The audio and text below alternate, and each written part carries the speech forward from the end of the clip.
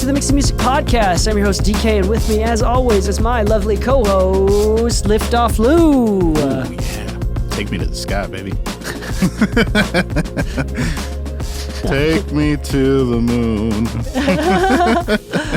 All right, we have a quick and dirty episode, or quick and clean episode for you today. Something really important. This idea was triggered by friends that I don't want to belittle anybody, but we did an episode on the exclusive podcast about the importance of the basics.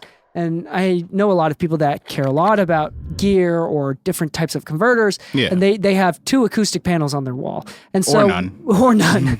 And here's the thing, I do think that, one, the purpose of this episode is to teach you the value of building your own panels and how you can do this, how it's accessible it is, and how you should prioritize this over some other things, but also kind of bring to reality the importance of acoustic treatment in a mixing environment as well as in a recording environment. Now, if you're mixing on headphones, if you're mixing on headphones, it's less important. But even if you're recording, like you're recording a microphone in a room, that room is important. Yeah. And we have a couple resources for you to think about. And this also comes from a place where Lou was also just fresh out of completing a studio. Can you tell us a little bit about that studio? Yeah, I just built 4 studios. They're the main studios for the new Zeus Network headquarters here in North Hollywood. They've always been in North Hollywood, but they recently just took over a huge floor right beneath like the Kaiser Permanente in North Hollywood. So it's big, it's massive, it's beautiful, it's got a great view. And how many panels did you build for this? Yeah, 4 rooms. Biggest room being like maybe 25 by 25, biggest room, it was a total of about 92 panels. And I had to build about 70 of them. 70 of them were like custom built.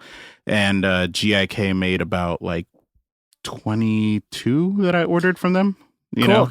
Yeah. So first things first, what we're not going to talk about on this episode is like Helmholtz resonators. We're not going to talk about that. Yeah, no diffusers. We're not going to talk about diffusion. Most audio problems can be resolved. Practical audio problems can be resolved with ample amount of absorption. Oh, yeah. Now, there's a website that I'm going to recommend to you that you can go check out. There's a bunch of them. Just Google like acoustic room panel calculator. There's a bunch of them, but one of them is audimute.com, AUDImute.com, and you can type in the dimensions of your room, and this is super basic, right? You type in 10 feet by 12 feet with an 8-foot high ceiling. For high intensity treatment for studios, it says the minimum amount of coverage. If you have 2-foot by 4-foot panels, which is what I have in this room if you're watching on YouTube, you need a minimum of 11 and a maximum of 15 panels, or to equivalent of 88 square foot of coverage on the walls to 123 square foot of coverage on the walls. Now, that is significantly more than just 1 or 2 panels in the room. Oh, yeah. Now, we've seen videos of the importance of placing the acoustic panels correctly, like in the reflection points and maybe above you, maybe having a rug, whatever. But from a lot of pictures that I've seen I think people need to realize, like, 1, set the expectation is that you need a lot more coverage in your room in order to make like a professional difference.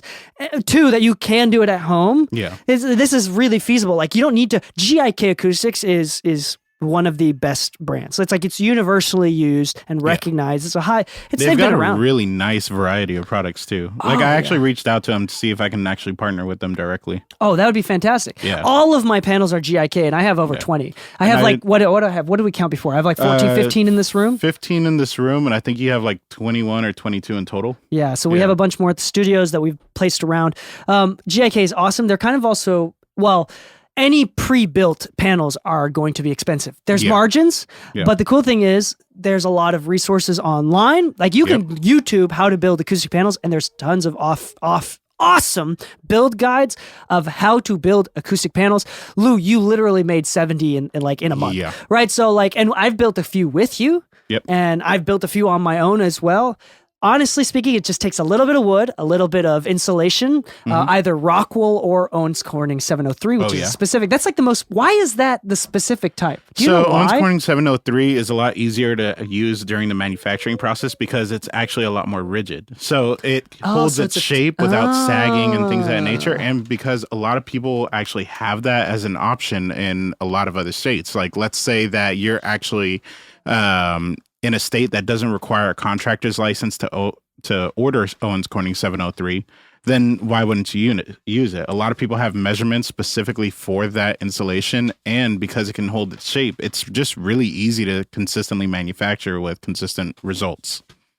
That's awesome. Yeah, I didn't realize. So the rigidity of it, I mean, Rockwool is also a popular one. But it's like semi-rigid. Like, it says that it's rigid Rockwool, but it's semi-rigid because it can belly if you don't set it right or build the frame to its depth. Yeah. Yeah. A couple of the thoughts that are coming in as we're talking right now is the important. There's something called like RT60, you know, the reverb time. But I want to say that when it comes to absorption, right? And we're not talking about any sort of acoustic treatment here. Absorption is the easiest and it's the safest, meaning that diffusion takes some calculation. It literally takes calculated randomness to a certain degree. And it's, you know, some people just like the decoration actually serves a purpose. Like some people have tons of decoration. Like you showed us pictures of Silva Massey's studio, which is mostly just decoration. So nice. It's just diffusion, right? It's just making the sound random and bounce off different things.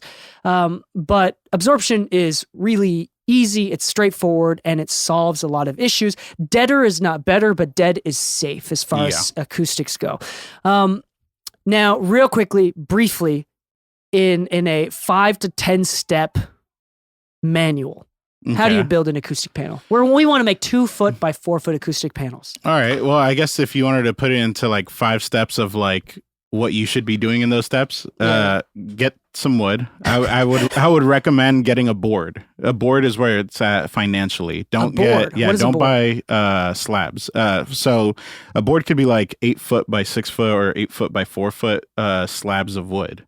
And then you choose your density, whether it be 3/4 inch, 1 inch, half inch, and you choose what type of material. A lot of times I tell people, if you're trying to save money, do like 3/4 inch to 1 inch MDF wood because it's going to be cheaper and use than that as plywood. the framing. Yeah. And then you can either have like here at Anawal or Home Depot, you can ask them to pre-cut it for you. And then you just pick up the cuts. And that will still be cheaper than if you were to buy pre-cut slabs of wood. Interesting. Yeah. Which that alone is already cheaper than buying it. Exactly. And I'm just factoring this as like somebody who doesn't have tools. Like you already know, I have like a warehouse worth of tools. And I've seen YouTube channels where they like talk about like putting metal framing and stuff like that. You could do that as well. So, I mean, but this is like straight basic. You need some wood. You need some screws. Some wood for framing. Or maybe some nails. Nails or screws. It doesn't matter. If you know anybody with a brad nailer, which is just like a nail gun, but with very thin ones, you could do wood glue and brad nailers. The brad nails to hold it together. I mean, to be honest, like we're not like, the cool thing about this is like, we're not throwing these acoustic panels around. Like they don't need you're to just be going to put them. durable. Yeah, you just really need them to be able to hold about 5 pounds worth of insulation. They're max. not going through World War III. They're sitting on your wall. Yeah. You know? And to be honest, you could build little wooden legs for it if you want it to be standing. Yeah. Oh, there you go. And that's if you even can't easier. mount anything on the wall, you could just take 2 1 inch by 2 inch dense wood, like something that's just a hardwood, and then just put some braces on it. You know what I did? We talked about this with Braden, is that if you don't want to hang anything on the walls, you can get some banker's boxes real cheap at like Walmart. And I just stacked 2 banker's boxes on the floor and then just put the panel on top of it, leaned it up against the wall. I did that for years. So I had a friend that, I don't know if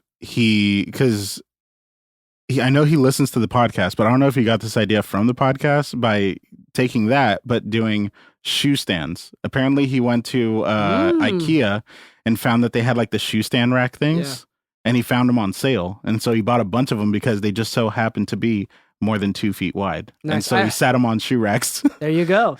So, I mean, there's a bunch of different ways, but the point is, I mean, the reason why we raise them up is because make sure that they're the same level of our ears because of reflection points that we talked about earlier.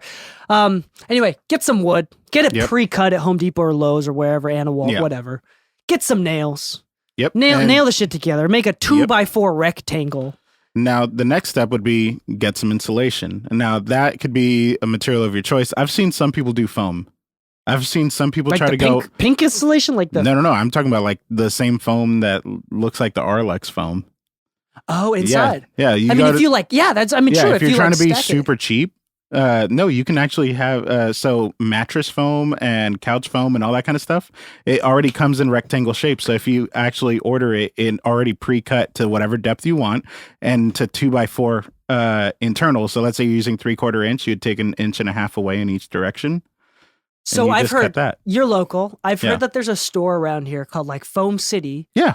Or like something like that where you can, it's meant for, the foam is meant for like building furniture. So like when you build a couch, you need foam for like the seats and the backing.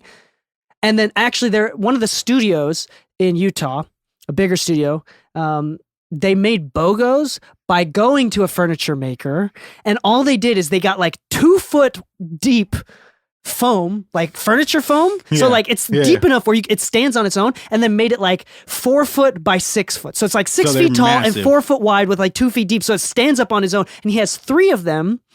And what he does is he puts them in an angle and then puts one on top.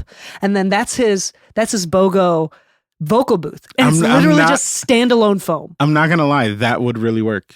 And like if the goal was to just minimize reflections, then one could say, oh, it's going to be too dead, but you could also just back it off of where you are. And the cool thing, now you have more air. There you go. And the cool thing with the foam is that this is the hardest thing, is that it didn't look unprofessional and ugly. Yeah, honestly, like it's just really well cut foam. One of the biggest secrets I always tell people is if you want to make something look aesthetic, but it's naturally just ugly, just put a wood trim on it and bevel it. Just put a wood trim. That's true. That's true. That works. That works. Yeah, because now you got elegant foam. I'm thinking too, like, so if you have, let's say you have that adhesive spray egg carton looking fucking Amazon foam, you have just a bunch of those panels. A wood frame. Yeah, put it into a wood frame, or like put it into, the fabric, make the 2x4 framing, put it into there and use that as the material. You don't need to use, part of the, and Owen Corning 703, sometimes they make them in pre-cut 2 foot by 4 foot panels. Yeah. Right? Yeah. Like that's a pretty standard. Same for Rockwool and everything. So when you order it, it's actually already kind of considered like it's going to go in between studs. So they kind of already cut it to fit in between studs. So even though it says 2 foot by 4 foot, it's just like that 1.5 inches short. So it's actually perfect for 3x4 wood or 3/4 wood. Yeah. That's perfect. That's awesome. And again, if you build it yourself, what does the cost come out to? So like, I was averaging $50 per panel with labor. Really? Would it be a little bit? Oh, with labor. What about if you're doing it yourself? So if it's just material cost, do you think it's like what, $15 to $30 per panel? I was able to, if I were to go one panel at a time from start to finish. Like so like a listener is building himself, like themselves. Let's say you're building one panel, and instead of doing what I did, which was batching the sections, like wood frames, then insulation, then inner fabric lining, then outer fabric lining, and then inner fabric lining versus outer fabric lining, which is not necessarily necessary. It's more for the health of it. Yeah. So there's 4 stages, right? But let's say that you were to do one panel at a time, all 4 stages in one shot. Take you roughly 30 minutes to 45 minutes. Per panel? Per panel. So if you were to take like cost there? Like $45. Yeah, because if you think about like $15 an hour, if sorry, not like labor costs. So no labor costs. No labor costs, like about $45. Just the foam and just the wood, just the nails. Yeah, about $45. And that's if you're building roughly about like 15 at a time. If you're building like a few, let's put it this way, you can't buy insulation by the sheet unless you're doing Owens Corning and you find somebody who has it and has a reseller's license, and they might just sell you a few pieces. Sure. But typically you're buying in bats where it's like a bag that's compressed and it has like 8 to 10 of them at a time. So if you're building 8 panels, then that's really where you're starting to see that number make sense. But let's say that you're building only 4 panels. Now you got 4 bats of insulation that you didn't use. So there's wasted money there. So this is actually really important. And according to, the bare minimums of a highly controlled room, you need 11 to 15 panels. So like out of a 10 by 12 room. We're going to take a quick break to let you know that this episode has been brought to you by Tegler Audio, based out of Berlin. Tegler makes fantastic analog pieces of equipment, everything from compressors, both tube, VCA as well, from reverbs to recording channel strips to tube summing mixers, and to my favorite piece that I personally own and have and use is the Schwerkraft machine, which is digitally controlled compression, 11 different types of compressor. I mean, this thing is built to the brim with tubes and transformers. It's fantastic. They have digitally controlled analog gear, which I'm a huge fan of. They've got 2 different pieces of that. They've got 500 series gear. So whether you're a tracking engineer, mixing engineer, or a mastering engineer, you need to check out this high quality company, Tegler. And guess what? Their prices, they're not crazy. They're mid-range prices for high-end equipment. They're like a fantastic company. We love them so much. And if you want 10% off any of their gear, you can go to their website directly or from their shop directly, or I'll link it in mixingmusicpodcast.com/Tegler, Tegler, and use the code MMPOD to get 10% off your next order. Now back to the show. Yeah. So I think that the point is, a lot of people are looking to buy studio monitors, and they're like, I've saved up $500 to $600 for studio monitors. I think it's fair to say that, universally speaking, it is a better investment to buy $500 of materials to build your own acoustic panels and cover your room. Taking the time to make them look good and putting in the extra effort and doing the research is going to help you mix better than a new set of monitors, especially if you only have $500 to $600. And I'm not going to lie. This sounds kind of funny, but I know not everybody's fond of copying each other's style, but there's so many aesthetic places that you just use simple acoustic panels. Like, some people are like, well, I want to do diffusers and I want to do this and that. And I get it. Like, everybody wants a super aesthetic space. But if you look at the GIK website, and I know we bring them up a lot. No, we're not sponsored. Yes, I would love to work with them. So GIK, hit me up. Yeah. But, I've seen some photos of some beautiful spaces where they just did some nice spacing in between the panels. They chose different color fabrics and everything, and it makes the room pop. In one of your rooms, I don't know if that was all of them or one of them, but you were contracted to put RGB lights behind each panel or on the perimeter of each panel. Yeah. So it's like so they're black panels on a white wall or a gray wall, a lighter wall, a white wall. And then there's RGB around the perimeter of each panel. So it kind of filled that in between white area with different colors. That looked fucking... no dots showing because we added lighting track diffusers. That they looked aesthetic. Yeah. So that's actually a genius idea. Lighting track diffuser. I didn't even know that was a thing.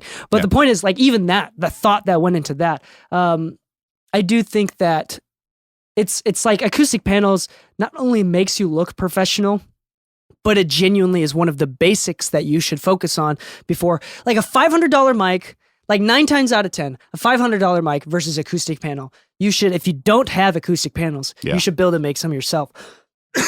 Your mic is probably good enough. Your speakers are already good enough. There's no $600 or even $1,000 set of monitors that's going to change your mix so much more than a greatly acoustic treated room. Yeah.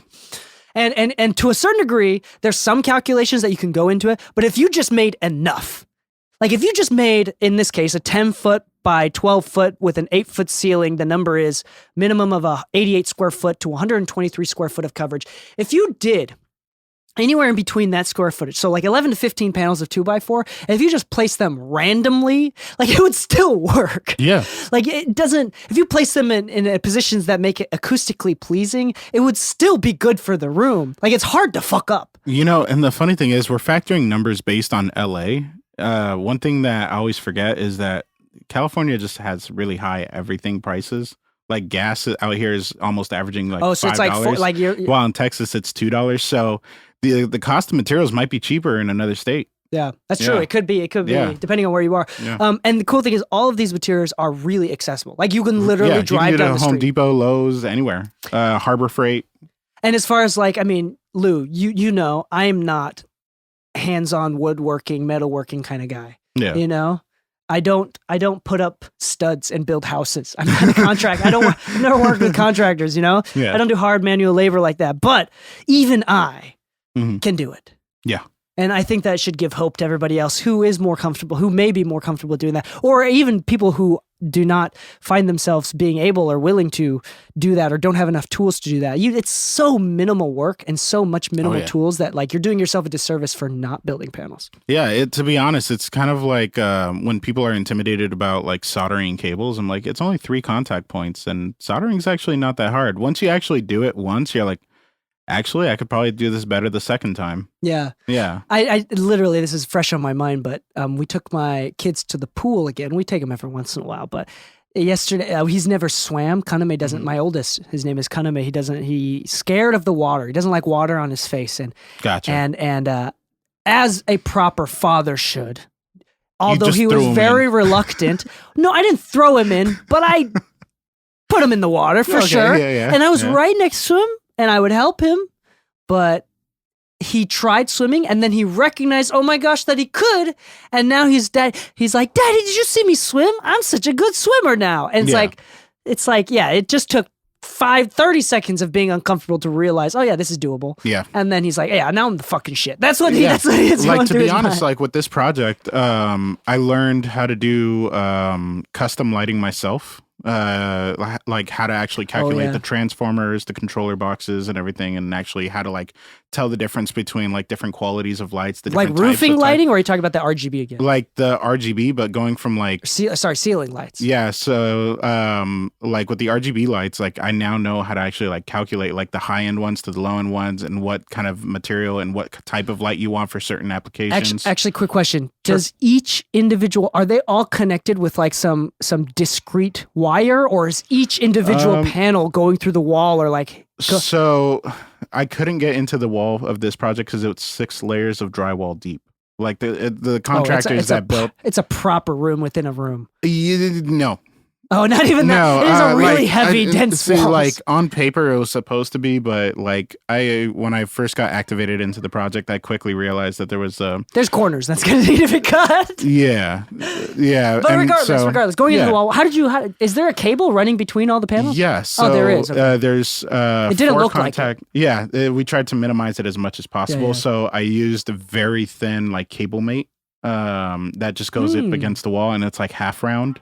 So instead of doing like the square shape, we just did half rounds. Short round. Yeah. Right. That was an Indiana Jones joke. All right, but I mean, the point is, go look at Lu's Instagram profile. Do you post about it? Is it on there? Yeah, it's in one of my stories. I'm planning on doing like a short YouTube video, just kind of like talking about like some of some pictures. Yeah, like pictures. Videos, that actually would be a good video. Progress. Just kind of showing like, hey, this is without going into details about specifics, because I don't want to like overstep and oversharing, but I do want to kind of talk about like, this is what I learned from this project. This is things that I think people should consider. And realistically, the studio that I built in there is accessible to everyone. The budget, was significantly higher than what most people can afford, but it doesn't stop what was possible there. Like the panels and the lighting. Yes, when you're getting into 92 panels and custom lighting for every single panel, yeah, it gets expensive, but realistically, the work that it took to do it, I was able to do it with between me, Henry, and Matt. Yeah. All I needed was the 3 of us to make it possible. Yeah, that's crazy. And that's 4 rooms, you said? 4 rooms. Yeah.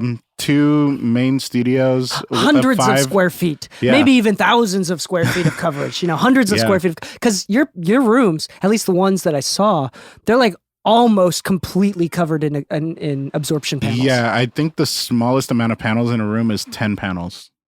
And how big is that room? Roughly 10 by 15. And were those panels all 2x4, or were they more? 2x4, 6 inches deep. 6 inches deep. Let's talk about depth too. Okay, real quick. That's a great note. My panels here are the GIK flex bass traps or whatever. If they're the bass traps, they're 6 inch. Yeah, so I think they're 6 inch. I think it's like 4 inches of panel, 2 inches of air or something like that. So it's like anyway, quite thick, and they're fucking awesome. And the depth of the panels matters. That's why the foam cheap Amazon ones don't work. It's because they might be 2 inches at the peak, but in the bottoms they're only a 1/4 inch thick, and like it averages out to be only 1 inch thick. How deep or thick the insulation is directly, there's like a calculatable coefficient of the material, whatever it is, some fancy physics acoustics word that I haven't studied in years. And I passed the test. That's what mattered. I passed the test years ago. The thicker it is, the lower the frequency it absorbs. Yeah, so and the standoff against the wall also helps with that too. That does, because air does work. Yeah. Imagine that the signal that passes through the panel then has to travel back through it. Yeah, through air, which is the most resistant. Yeah, and there's pressure going up against the panel, which it now is fighting against that energy as well. Amazing. Same thing with like bass traps. Like that's why like real actual bass traps in the corner are like multiple feet deep,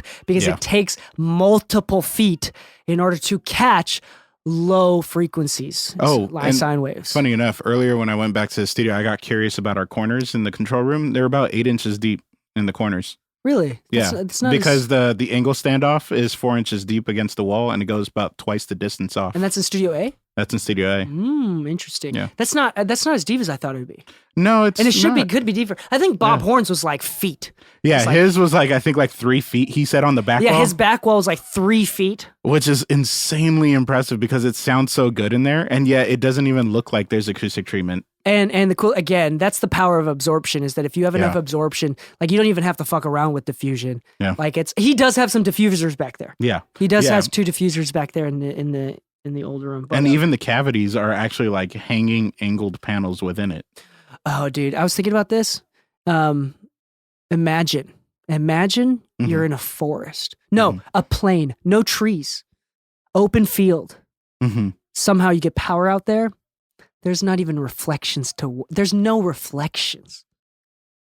That would be cool. I mean, I know with testing speakers, you want to be in an anechoic chamber. Yeah. And if you don't have an anechoic field. Yeah. So if you put the speaker like 10 feet into the air with a ladder or something like that on a stand, and then you put that's as close as you can get to an anechoic chamber without being in an anechoic chamber. You get the pure signal without You just have to make sure it's not a windy day. Yeah. So I'm curious, like imagine a mixing room in an open field.